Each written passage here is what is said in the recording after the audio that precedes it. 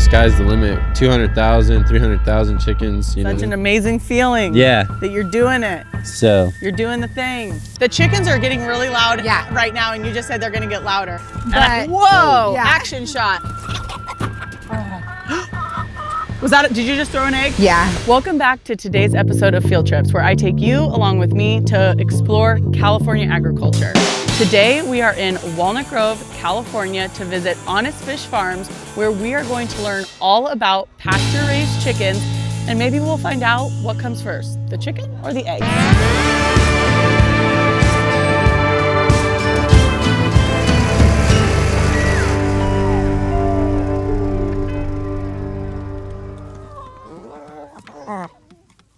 I'm here with Jeremy and Elizabeth. They are an awesome team and they have a lot of chickens.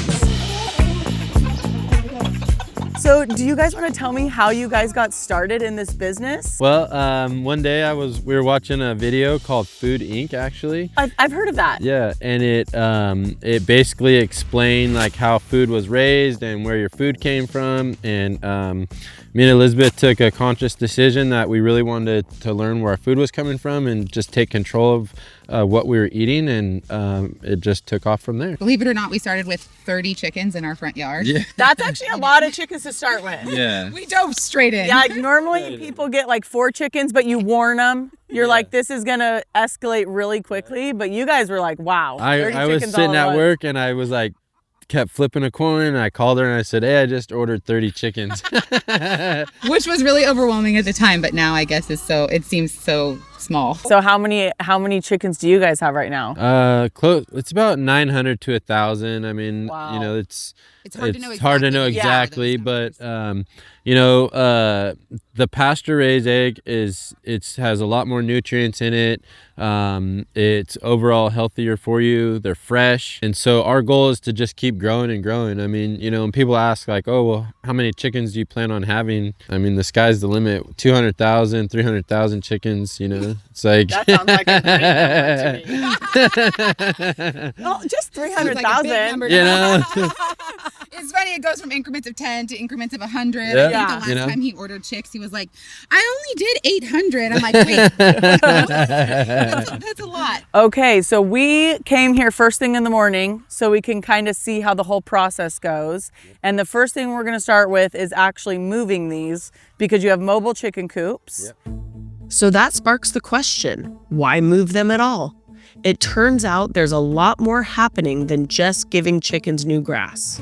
By moving them every day, they are actually rebuilding the soil, turning hard, compacted ground into a living, breathing sponge that holds on to rainwater for months.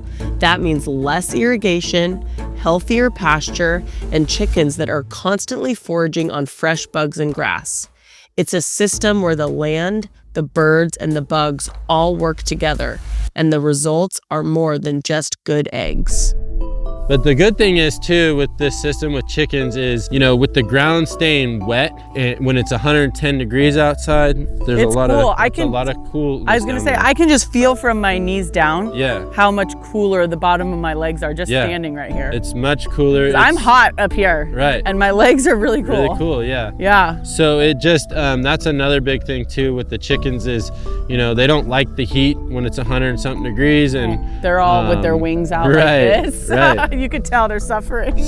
So they actually benefit from the shade. You know, you'll come out here and they'll have tunnels underneath here and things like that. And it's cool to teach our girls a skill. They're learning to be sustainable, you know, and they're learning to work the land. They're learning to live off the land, and you know, God forbid something happened to me, the girls can keep on running and do this whole operation themselves, you know? That's awesome. So that's what it's about, right? Yeah. The next generation. And making it better than we found it. Right? Yeah, like the guy at Farmer's Market, he's 84 years old. Wow. And I remember man, it's at least 12 years ago, 13 years ago. We were at farmer's market, and he was sitting on the back of his truck, same truck he still drives, same setup. I get kind of emotional about it because it just trips me out. But like, we sit next to him at market, and he's like telling us how good we're doing, you know, and it's just like this feeling like, wow, like how is this, like, you know, you flash back to like 10 years ago, and it's like, we used to just like stare at him and be like, one day we want to do that, you know? It's like, holy cow. And now he's telling you how great Now you're he's doing. telling us how good we are, you know? It's such a trip. Yeah, and such an amazing feeling. Yeah. That you're doing it. So. You're doing the thing. Enough with that. Anyways, Okay, so we're gonna start collecting eggs. Whoa, action shot. The chickens are getting really loud right now, and you just said they're gonna get louder. They like to let everyone know that their eggs are being taken. They like to announce when they've laid eggs. They like to announce if someone's taking their eggs. We scream like, thief, you know, like we're stealing. or if you do something and they get away, they start laughing at you. Yeah, like it's, the whole they're flock. very loud. So, Chickens are loud. So everything you're hearing in here are hens, female chickens. There are no roosters out here. Before we start, how many eggs do you guys typically collect every single day? It could be anywhere from like 900, give or take, a little less, a little more, depending on the day, time of season. And then do you have to wash them before they go to farmer's market, or no? We do. We wash and sort. We hand wash, we hand sort, we weigh every egg. So like hand wash with your hands. With our hands. We did not mine. Yeah, thank you. 900 eggs a day. Yeah, yeah. Do you sort by size in the cartons? So you have like a medium, a large, and a jumbo? Yeah. Okay. Everything is sorted by, because it's a big thing for market. So some people are very particular. I want large eggs. Some people are really particular. I really want medium eggs. When I do farm pickup, sometimes I'll do assorted size, mixed size eggs, because I just don't feel like sorting it. But yeah, for all of our retail end, I really like to sort it by size. But there's no roosters out here. No roosters. No. That's one thing a lot of people might not know is there's no fertilized eggs unless there's a rooster out here. And even if there was a rooster out here, it doesn't mean every single egg's gonna be fertilized. Exactly. None of their eggs could ever turn into a chick. No. So yeah, twice a day. You that's collect another big eggs thing. twice a day? Yeah, Twice a day. We have to just, Oh my because sometimes gosh. they get really full. Another thing too is each individual chicken is on its own time frame. Yeah, but it's not like they all come at 9 o'clock and check in and lay their egg. And go back to work. No, every egg is different, or I'm sorry, every chicken is different. So sometimes you'll come in the morning and there won't be too many eggs and you collect, and then you come in the evening and I'll say, did you forget to get eggs this morning? Because there'll be a ton of eggs. And why it happens, we don't know. Was that, did you just throw an egg? Yeah. Okay, I love that. So she just threw an egg that must have had a crack in it or something, and the chickens go crazy for it. They love them. I do the same thing with mine. Yeah. Like you just throw one and it's like heaven. Yeah. We call it playing fetch, but you're never gonna get it back. Yeah. They go around and they eat the eggshells. So it's a benefit for them. It's a natural calcium, and then it's also a natural dewormer. And then all the vitamins and nutrients that they're getting from the yolk and the egg white, you know. They're all busy already. I'll probably throw it and no one will see. Oh, there they go. It's nutrients for them too. Yeah. I used to be a pro at this when I was a kid. I'll try to catch an easy one. Oh, I love chickens.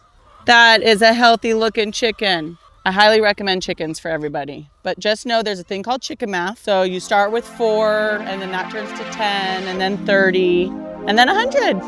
And then you're a bona fide chicken rancher. Thank you guys so much for sharing your farm with us. This is such an incredible operation, and I know you guys are extremely passionate about it. We were talking about it, I don't know if it was off camera or not, but that to do something like this, you just have to really, really love it. And it's obvious that you guys are so passionate about it. If someone wanted to get into this business, how would you recommend they start? Where should someone start if they want to do something like this? I would start small. And don't outgrow your limits, and learn from every mistake that you make. And every mistake is a lesson that you grow from. And as long as you take them as lessons and don't see them as failures, then you'll be successful. That's awesome. Yeah, look at yourself in the mirror and tell yourself, you can do many things, you can do all things, because I think that's where it really starts. If you don't have the right attitude when you start doing this, if you don't, like you said, if you don't love it, if you aren't willing to do whatever it takes, sometimes Takes a lot of 365 sacrifice. days. Yeah, a lot of sacrifice. If you aren't willing to do that, then it's probably gonna be a lot harder than it already is. Yeah, definitely. So start there. Yeah. What do you wish the viewers knew about California agriculture? Well, we're not all beaches, that's for sure. Yeah. Yeah, there's a lot of history in California, and really look into it, and it's really cool to know. We know generational farmers here, and that makes it really cool. I wish that they knew that it was more diverse than just commercial farms, that there's a lot of small farms here in California. That's a good point, because I do hear that a lot from people. I had no idea there was something like this around here. Yeah. I see it on social media. I didn't realize that something like this, people did something like this here. So that is important to know that there is small They farms come too. in all sizes. Yeah. And kind of a reoccurring message for me is all the sizes are important. You know, we need the big ones to maybe make food a little bit more accessible to people, Exactly. and we need these small ones so the people that want to know their farmer and go direct to the farmer have the ability. Yeah. So thank you guys so much for your time today. I really appreciate it. I'm so glad we made it happen, we did it. because we are all such busy people. Right. So thank you guys so much. Thank you, we appreciate great. it. Hugs. Yeah. Yay, we did it!